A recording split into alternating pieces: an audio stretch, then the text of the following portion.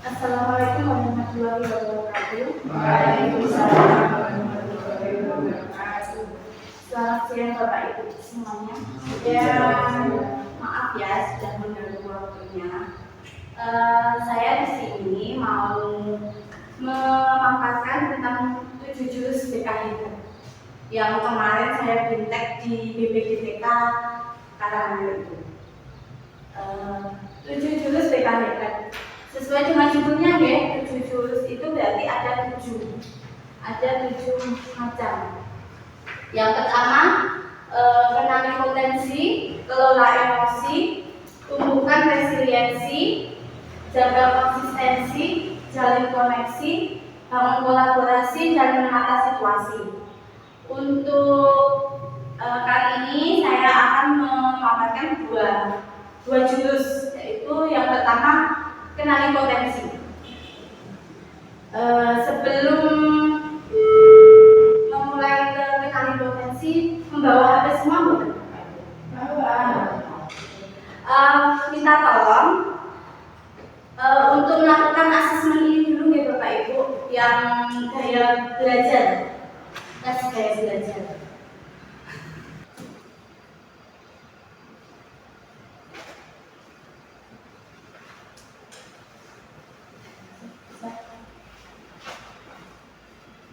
Masih menunggu atau langsung tes? Masih menunggu.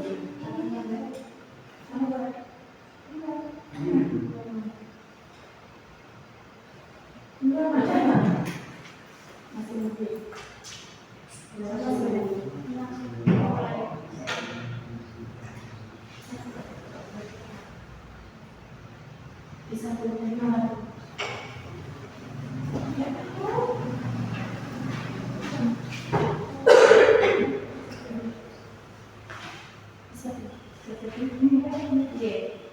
Ini yang kemampuan, yang gaya belajarnya. Yang kedua, asesmen ini kira-kira itu bertujuan untuk apa nih Bapak Ibu? Ada yang tahu?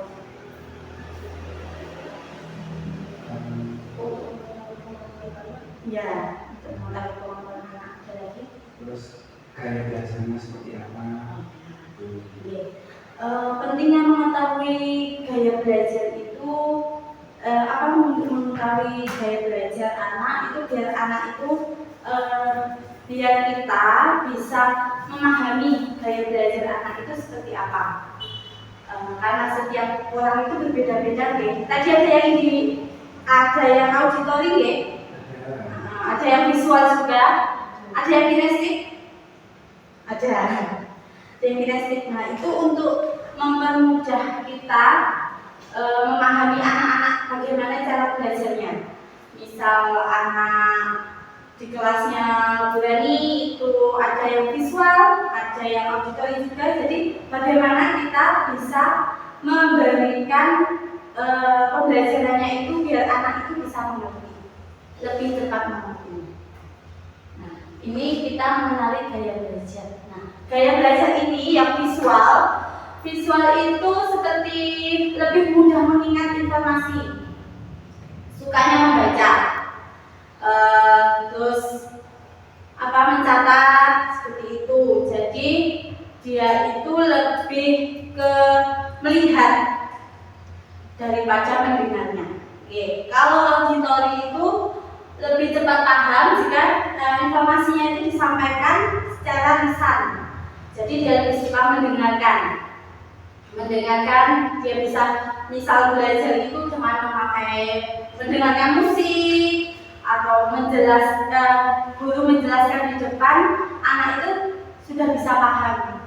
Tidak harus visual, kita menampilkan gambar seperti itu, dia sudah bisa memahaminya. Kalau kinestik itu belajarnya itu gayanya lebih efektif dengan bergerak, dengan melakukannya langsung. Misal kalau di pelajaran olahraga itu kan ada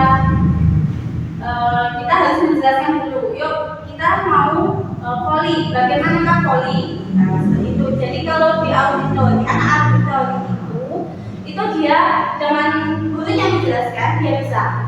Tapi kalau kinestetik, jadi anaknya itu harus ada contohnya dan juga anaknya mencontoh melakukannya sendiri. Seperti itu. Terus dalam gaya belajar itu kan anak-anak sudah ada visual, auditori, dan kinestetik. Nah itu dengan apa? Anak ini mempunyai kecerdasan sendiri. Setiap individu itu mempunyai kecerdasan sendiri. Kecerdasan itu apa nggih? Ada yang tahu? Lanjut aja ya. Kecerdasan itu kemampuan untuk memecahkan persoalan dan menghasilkan solusi dalam situasi yang nyata. Nah, kecerdasan yang dimiliki anak-anak itu namanya kecerdasan. Setiap anak itu kecerdasan majemuk. Kecerdasan majemuk itu kecerdasan majemuk itu kecerdasan yang bukan dari satu kapasitas tunggal, melainkan terdiri dari berbagai jenis kemampuan kognitif yang berbeda pada setiap individu. Itu namanya kecerdasan majemuk. Jadi setiap anak itu mempunyai kemampuannya, kecerdasannya sendiri-sendiri. Misalnya cerdas visual spasial, membaca, menulis, dia itu senang seperti itu, menyusun dengan gambar. Cerdas visual spasial itu dengan melihat gambar-gambar seperti itu. Cerdas, ada lagi cerdas verbal linguistik, mudah mengingat informasi dengan tertulis dan lisan, enjoy membaca dan menulis, terdebat atau memberikan pidato persuasif, mampu menjelaskan sesuatu dengan baik, menggunakan humor saat bercerita. Dalam kecerdasan majemuk ini ada 8 kecerdasan. Ini 2. Ini cerdas interpersonal, berkomunikasi secara verbal dengan baik, terampil dalam berkomunikasi non verbal, melihat situasi dari perspektif yang berbeda, menciptakan hubungan positif dengan orang lain, menyelesaikan konflik dalam pengaturan hidup. Cerdas interpersonal ini lebih ke hubungan dengan orang lain ya. Kalau cerdas interpersonal itu dengan diri sendiri. Jadi dia mengetahui kesadaran dirinya dia itu, maksudnya dia memahami bagaimana dia motivasinya, bisa memotivasi diri sendiri itu harus bagaimana. Terus perasaannya itu waktu sedih dia itu harus bagaimana biar moodnya kembali lagi, seperti itu. Terus ada lagi cerdas kinestetik, terampil dalam menarik dan olahraga, menikmati, membuat sesuatu, memiliki koordinasi fisik dan sangat baik dengan melakukan daripada mendengar atau melihat. Kinestetik ini juga lebih ke dia praktek. Dia mempraktekkan sendiri. Jadi dia itu mempunyai kecerdasan yang perlu koordinasi fisiknya. Jadi tidak cuma misal kalau verbal kan dia melihat, nah dia itu harus bergerak seperti itu. Cerdas naturalis ini tentang alam. Nah dia seperti ada biologi,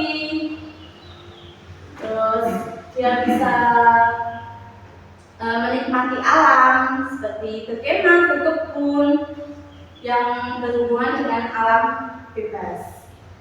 Terus ada lagi cerdas logis matematis, memiliki keterampilan memecahkan masalah yang sangat baik, senang memikirkan ide-ide abstrak seperti melakukan eksperimen ilmiah dan memecahkan perhitungan yang rumit. Ya, dia itu lebih suka bereksperimen ya. Jadi dia itu lebih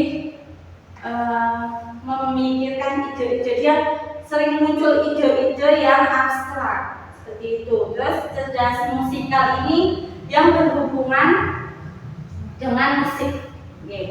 musikal. Jadi anak yang mempunyai kecerdasan musikal ini dia lebih suka ke musik-musik seperti itu. Jadi dengan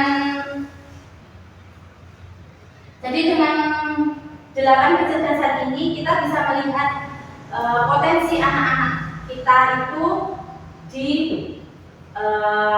kategori apa. Misalkan seperti anak-anak yang di kelasnya Pak Tama itu kan bisa seni ya. Nah itu bisa dimasukkan ikut ekstra apa seperti itu. Dia minatnya apa, minat dan bakatnya itu kan kelihatan dari dia gaya belajarnya juga. Terus dari kecerdasan ini kan kita bisa melihat bagaimana anak itu berbakat dalam hal misal musik, ada yang logistik itu, ada yang suka menulis, ada lagi yang apa namanya naturalis itu juga bisa seperti itu ya. Terus kita nih, nah setelah kita mengenali kecerdasan tadi dari setiap anak itu kan berbeda-beda juga. Nah kita bisa mengenali potensi karir yang ada di masa depan. Nah itu bisa menjadi seorang pelukis untuk yang suka seni, untuk yang musik bisa bermain musik, bisa menari, itu untuk yang apalagi visual spasial tadi bisa.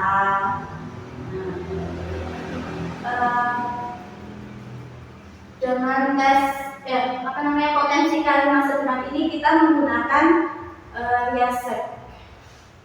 Riasek itu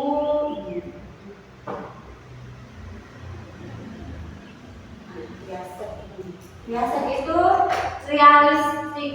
realistis, yaitu menyukai pekerjaan yang melibatkan benda, alat, dan mesin. Itu bisa kita arahkan untuk menjadi pekerjaan yang menjadi mekanik, insinyur, tukang, seperti itu. Terus investigatif, menyukai pekerjaan yang berhubungan dengan ide dan analisis, sering bersifat logis, mandiri, dan teliti. Itu bisa menjadi seorang dokter, peneliti, seperti itu. Artistik, nah ini kebanyakan yang di sini artistik nih, banyak yang seni, suka seni, yang suka masih, yang utama itu sukanya seni, menyukai pekerjaan yang berhubungan dengan kreativitas, ekspresi diri, dan originalitas, seperti seniman, penulis, dia juga bisa menjadi aktor. Terus sosial itu suka membantu, mengajar, menyembuhkan, atau melayani orang lain, cenderung menghindari pekerjaan yang melibatkan mesin atau data murni. Terus yang SE, interwira usaha atau pengusaha, suka memimpin, memengaruhi, meyakinkan orang lain untuk mencapai tujuan. Dia sukanya mempengaruhi orang lain. Dia seperti pengusaha, sales, manager, dan lain-lainnya. Terus ada lagi pengusaha itu harusnya jadi sales ya. Terus yang konvensional itu suka bekerja dengan data, angka, atau detail, teratur, rapi, teliti, efisien, dan suka mengikuti prosedur atau sistem yang jelas. Dia seperti bisa menjadi akuntan, pustakawan, dan sekretaris. Nah dari semua ini kita kan bisa melihat ini ya. Kira-kira tadi kan sudah dari belajarnya tadi kita sudah tahu. Kira-kira jenengan itu semuanya di sini itu sudah benarkah dalam pemilihan profesi?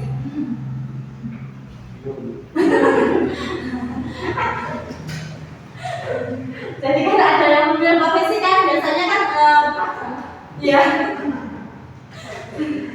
kan kalau kita punya suka membantu mengajar kayak gitu kan, itu kan sudah dari hati kita gitu. Nah itu kan berarti sudah benar-benar itu sesuai dengan apa namanya profesi dan juga kecerdasan kita. Nah kira-kira sudah sesuai. Sudah. Bilang hati ya. Ada yang sudah ya.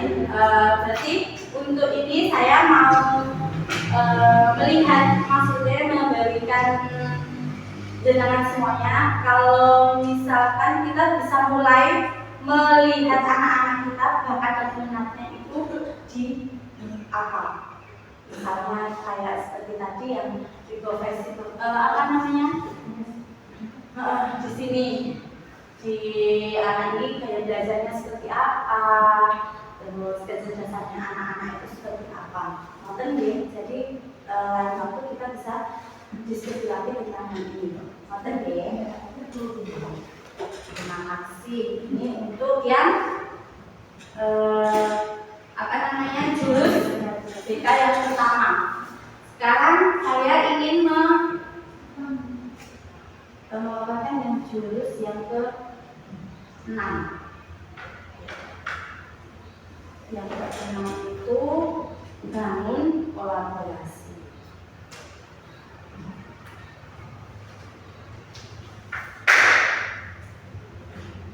Yang ke-6 ini bangun kolaborasi. Mengapa kolaborasi itu penting?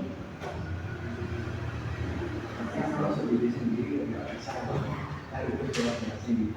Sebelum ini saya mau ada game.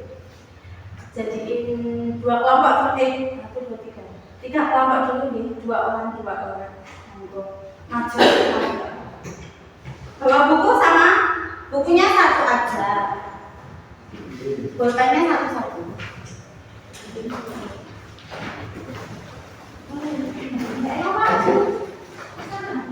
Bolpennya satu-satu. Iya, bolpennya satu-satu.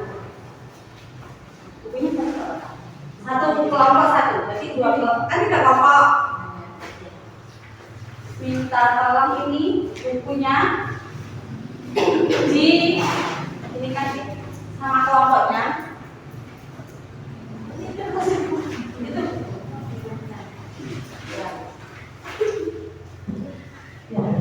Sambil jalan ke sini boleh, salah boleh, tapi jangan berat. Berdua ini tuh, ya sama satu. Bisa. Boleh. Ya, nggak bisa Bu. Oh iya. Terlalu tipis kayak gini. Pakai dulu. Belum Pak, masih lagi. Terus jadi 2 kelompok, 3 orang. 3 orang. Apa bedanya? Iya, dari sana Pak. Dari sana ke situ. Berapa sama? Itu aku bisa Pak. Ini Bu. Bisa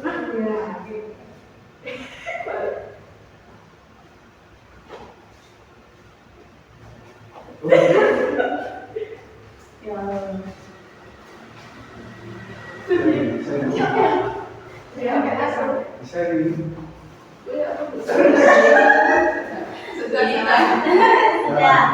Sudah. Terima kasih.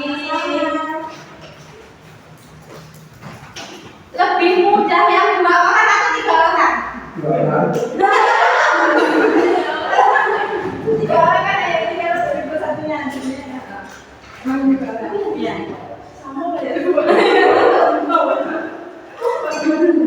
Nah itu dari apa namanya game tadi itu kita bisa mengambil kesimpulannya apa? Yang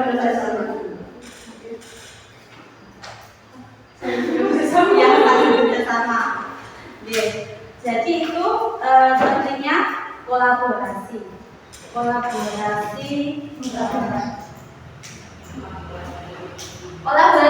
berfungsi untuk mendukung perubahan sistematik yang memastikan kesetaraan dan akses pendidikan yang berkualitas bagi setiap murid.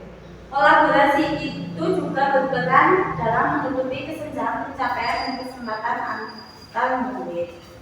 Melalui kolaborasi yang efektif, guru dan atau guru BK mengintegrasikan sumber daya dan keahlian dari berbagai pemangku kepentingan untuk menciptakan lingkungan yang mendukung perkembangan murid secara holistik, baik dalam aspek akademik, sosial maupun emosional. Jadi kolaborasi ini harus dimanapun itu tetap digunakan, karena misal di sekolah ini kan juga harus ada kolaborasi antara dari guru kelas, juga kepala sekolah, ada juga orang tua murid. Nah, misal ada masalah pun juga harus ada kolaborasi. Jadi kita bisa mencarikan pemecahan masalahnya bersama-sama. Tidak bisa kita memecahkan sendiri. Ada yang harus pemecahan sendiri, ada juga yang kita memerlukan kolaborasi. Manfaat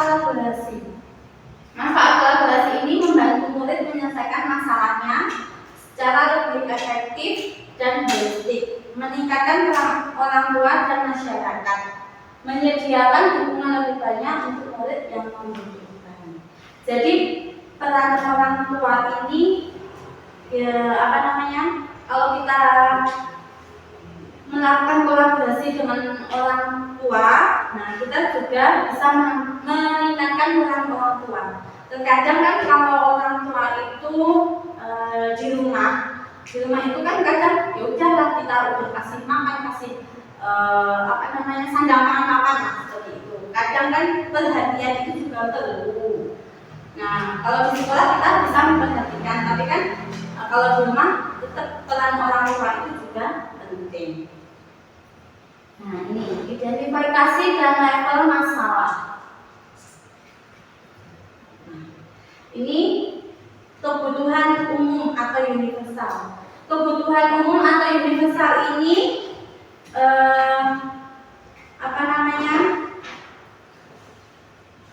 yang bisa dipecahkan masalahnya, misal tidak perlu kolaborasi. Jadi misal di sekolah ini hanya guru kelas saja sudah bisa, seperti itu. Jadi ini untuk masalah yang umum.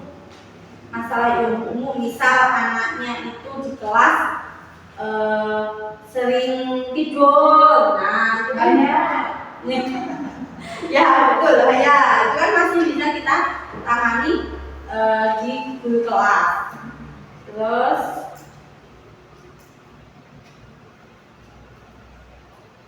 Terus ini ada dukungan tambahan atau berharap. Nah, ini sudah memerlukan kolaborasi, tapi dalam tingkat yang masih bisa kita jangkau, belum sampai ke ahlinya, seperti itu. Jadi ini bisa kita, misal ini ada kecemasan sosial atau kesulitan berinteraksi dengan teman sebaya. Nah, itu bisa kita kolaborasi dengan orang tua. Misal kita tanyakan, Bu, di rumah itu anaknya seperti apa? Itu dia suka interaksi nggak, main sama teman sebaya nggak di rumah, atau dia cuma di rumah aja, seperti itu. Jadi ini memerlukan kolaborasi. Nah, yang ketiga ini layanan individual atau intensif. Nah, ini sudah ke tahap yang berat. Jadi memerlukan kolaborasinya yang ke ahli. Nah, itu kan seperti trauma, kekerasan. Ini kan sudah ke berat, jadi bisa misal anaknya perawat psikolog, seperti itu. Nah, ini indikator perlunya kolaborasi dalam penanganan masalah murid. Nah, ini yang jika kita kolaborasi ini masalahnya apa gitu? Masalahnya berulang kali atau kronis, masalah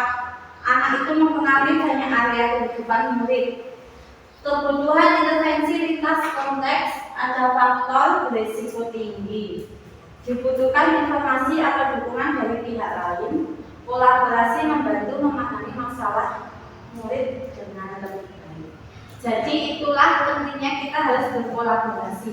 Jadi kolaborasi itu kita kerjasama dengan pihak lain, misal orang tua, misal dari luar itu juga bisa dari lingkungan masyarakatnya, seperti itu biar kita lebih mengetahui ada jika anak itu bermasalah, kita mengetahui informasi-informasi, jadi kita bisa membantu anaknya itu dari akarnya, seperti itu.